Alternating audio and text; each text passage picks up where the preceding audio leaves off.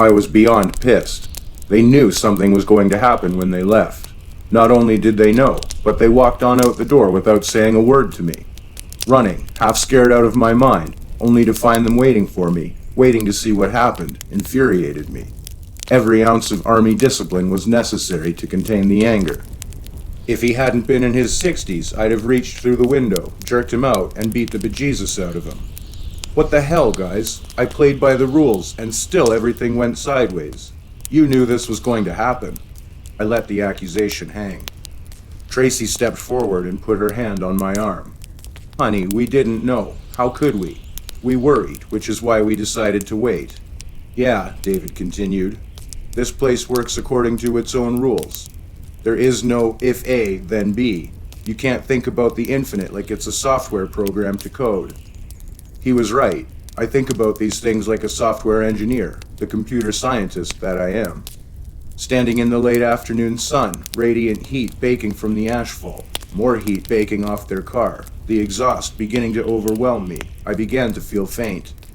The afternoon caught up with me.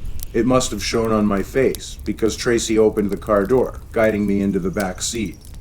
It was blessedly cool inside. I took a moment to lay my face against the leather. A drink found its way into my hand. Beaded condensation tickled over my fingers. It's a Sprite. Take a sip, Tracy said. You look like you need it. Tracy made it increasingly difficult to remain angry. Their concerns seemed genuine, forcing me to calm down. You keep working on that Sprite, she said. David and I hit up a drive-thru to get dinner. Sad when you own a catering business and are too tired to cook. As we waited, we got to talking. Neither one of us felt comfortable, Tracy said. We've worked here long enough to know when to trust our instincts. We didn't think you'd have a run-in with Tommy or the director. But if you care to keep working for us, we'd love to have you. The anger drained away, along with the dizziness as the cold soda found its way down my throat. I sighed. Yes, I'll keep the job. Next time you guys think something is amiss, let me know. Can do, David said. Tracy smiled. I couldn't stay mad. 2 uneventful weeks later, Skeeter came to David and Tracy's office with a pair of announcements. She passed the server room without a glance. Having seen her coming, I'd taken up defensive positioning. I followed her, wary to keep myself between her and the server stacks. Better safe and all. I leaned up against the doorframe behind her. She ignored me completely. Engrossed in her story, she might not have even known I was there. Skeeter tended to ignore anything not in her direct line of sight.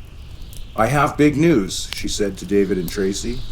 David was in the kitchen cooking scones. The smell was divine. First, is we're going to have a new tenant on the 2nd floor, Mr. Emmanuel Rowe. I was a little reluctant to rent to him, as his references weren't exactly stellar. I gave him a 6-month option to renew, in case, you know. I imagined Skeeter rolling her eyes. Well, anyway, he paid 3 months up front, cash. Which is likely why she rented to him, sucky references or no. What does he do? Tracy asked. He does some type of supernatural research. I'm not familiar with the exact nature of his business, I'm afraid. My stomach dropped. Supernatural research? Oh, hell. No way this was going to end well. Supernatural research is a business? Is he a ghostbuster? Tracy asked, mischievous glint in her eye. He paid cash. 3 months, Skeeter said. Fair enough. Which leads me to the exciting news. Which is? Tracy asked. I knew Tracy was tired of Skeeter. I was too. The woman was abrasive and obnoxious. The Phantom Explorers are coming. Skeeter clapped her hands together. A television show? I interrupted. Skeeter glanced over her shoulder, acknowledging my existence. That's right. Who are the Phantom Explorers? Tracy asked. I answered, overriding Skeeter's response. It's a weekly show on Sci-Fi. They walk around supposedly haunted buildings with night vision cameras and tape recorders whispering, "Did you hear that?" for an hour. Nothing is ever shown or heard. It's all acting. The only problem is there really is something here. The Phantom Explorers are likely to piss it off. They'll leave. We'll be stuck with an angry other who doesn't particularly like people in its building at the best of times. This is a mistake, Skeeter. Call them back and tell them no. I'm afraid it isn't quite so simple. We've signed a contract. Money has exchanged hands. No backing out. We're obligated. Turning back to Tracy, dismissing me, she said, "Besides, this will be great exposure." "Right, because everyone wants a business in a haunted building," I said to Skeeter's back. Tracy smiled at me. "No worries. The Ghostbusters are moving in upstairs. I'm sure Mr. Rowe will bring his proton pack." Skeeter never saw the Phantom Explorers. Emmanuel Rowe moved in and the spirits went berserk. Summer gave way to a lazy autumn with lots of sun and mild temperatures. Trees were beginning to flare into their fall colors. I was in my office, working, unaware of the comings and goings on the second floor, the clack of my keyboard keeping me company. Mr. Rowe shattered the relative peace on our floor. A mighty crash in the kitchen brought me to my feet. No one should have been in there on a Tuesday morning, as we didn't have any jobs scheduled until Thursday. Later in the morning, I expected to inventory a delivery for the Thursday job, but the truck driver hadn't shown up yet. I hustled into the kitchen, flicking on the lights as I entered. The place was still. Fluorescent lighting reflected from gleaming stainless steel. To the right of the double doors stood an 8-foot metal table where our coffee maker sat beside an industrial iced tea maker. The table ended at an ice machine. On the left was a glassed-in office where David sometimes worked. A door led into the office, which we often used while keeping the double doors locked during our downtime. I unlocked it earlier in anticipation of the delivery truck. Tracy left her office, meeting me in the kitchen. "What was that?" "I'm not sure," I said. Scanning the room, nothing seemed out of order. In front of me, two 12-foot stainless steel prep tables gleamed under the fluorescence. The first bare, the prep sink clean and dry. On the second sat rows of 5-pound spice containers on elevated shelving organized according to the chef's preferences. Granulated garlic, minced garlic, powdered garlic, minced onion, onion powder, smoked paprika, white pepper, crushed pepper, red pepper, table pepper, and Regal ground cayenne pepper shared space with ground turmeric, ground cinnamon, Regal clove, dillweed, chili powder, and ground cumin. Salt, oregano, basil, and chives added their comforting aromas to the heady miasma. Underneath the spice table, stainless steel mixing bowls were stacked in orderly piles. Past the spices were ovens, ranges, fryers, and griddles where our food came to life. Near the back of the kitchen, the baking ovens, baking supplies, flour, and a large walk-in cooler with a walk-in freezer and the dishwasher rested beside a large 3-compartment sink. Tracy walked past the time clock at the end of the first table, heading toward the back of the kitchen.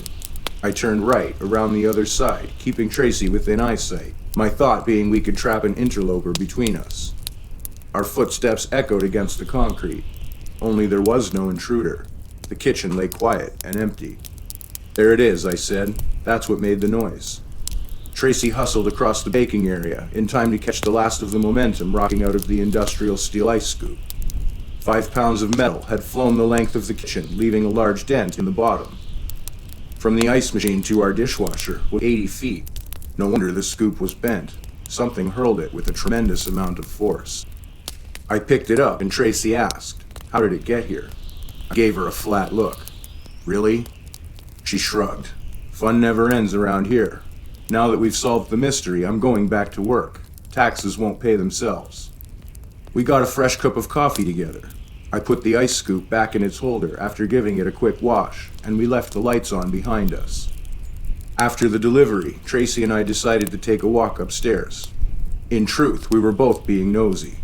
Both of us wanted to look at the new guy's office, introduce ourselves, what we call in the South being neighborly. Mr. Rowe wasn't home. The office was dark, filled here and there with cardboard boxes.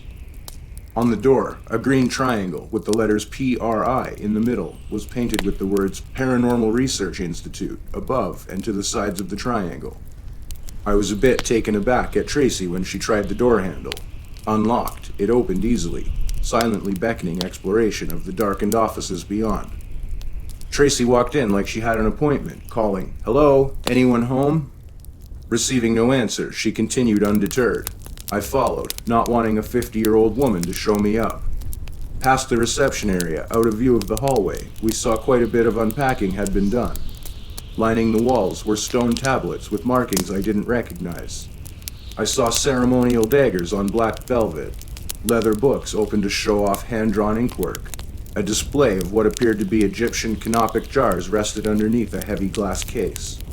Lit from above, each display rested in its own pool of light. Why each display was lit when everything else in the office was dark didn't make much sense. Even the blinds were closed against the sunlight and the river view. "What is all this?" Tracy asked. "Why would you leave it unprotected?" I answered. "These things look to be museum quality." "Gives me the heebie-jeebies," Tracy said. "Me too." "Let's bail before someone catches us." "Sounds like a plan." We were whispering. "This place feels wrong. The things in here are pissing off the permanent residents."